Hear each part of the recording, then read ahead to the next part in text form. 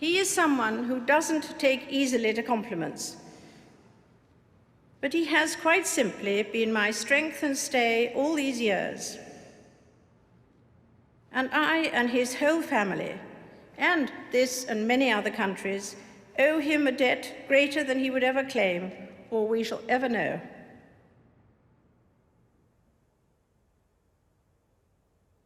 Although it's a time of great happiness and good cheer for many, Christmas can be hard for those who have lost loved ones. This year especially, I understand why.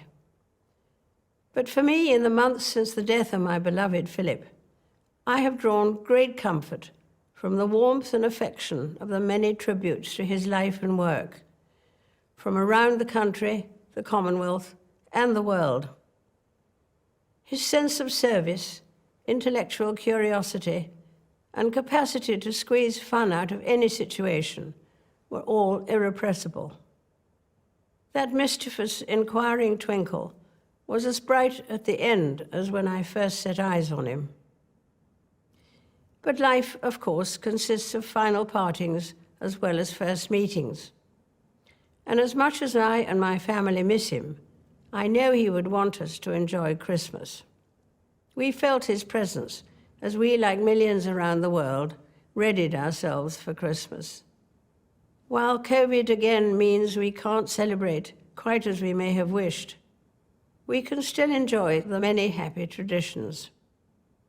Be it the singing of carols, as long as the tune is well known, decorating the tree, giving and receiving presents, or watching a favorite film where we already know the ending. It's no surprise that families so often treasure their Christmas routines.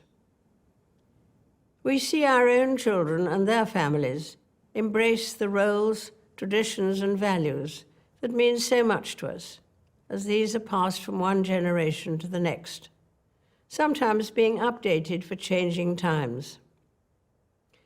I see it in my own family, and it is a source of great happiness. Prince Philip was always mindful of this sense of passing the baton. That's why he created the Duke of Edinburgh's Award, which offers young people throughout the Commonwealth and beyond the chance of exploration and adventure. It remains an astonishing success, grounded in his faith in the future.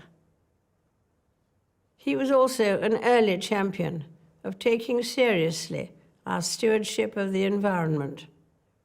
And I am proud beyond words that his pioneering work has been taken on and magnified by our eldest son, Charles, and his eldest son, William, admirably supported by Camilla and Catherine, most recently at the COP Climate Change Summit in Glasgow. Next summer, we look forward to the Commonwealth Games. The baton is currently travelling the length and breadth of the Commonwealth, heading towards Birmingham, a beacon of hope on its journey.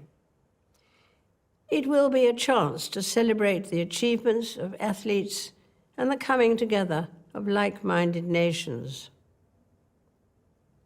And February, just 6 weeks from now, will see the start of my Platinum Jubilee year, which I hope will be an opportunity for people everywhere to enjoy a sense of togetherness, a chance to give thanks for the enormous changes of the last 70 years, social, scientific, and cultural, and also to look ahead with confidence. I'm sure someone somewhere today will remark that Christmas is a time for children. It's an engaging truth, but only half the story. Perhaps perhaps it's truer to say that Christmas can speak to the child within us all. Adults, when weighed down with worries, sometimes fail to see the joy in simple things, where children do not. And for me and my family, even with one familiar laugh missing this year, there will be joy in Christmas, as we have the chance to reminisce and see anew the wonder of the festive season through the eyes of our young children, of whom we were delighted to welcome 4 more this year.